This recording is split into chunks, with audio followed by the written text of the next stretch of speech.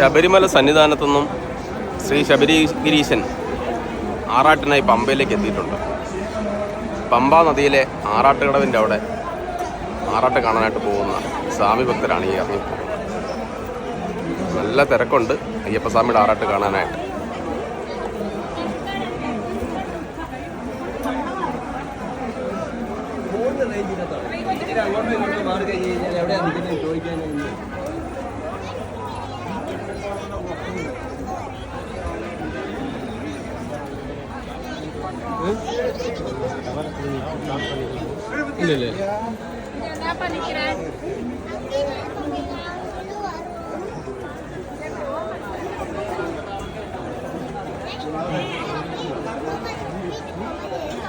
എന്നറിയില്ല.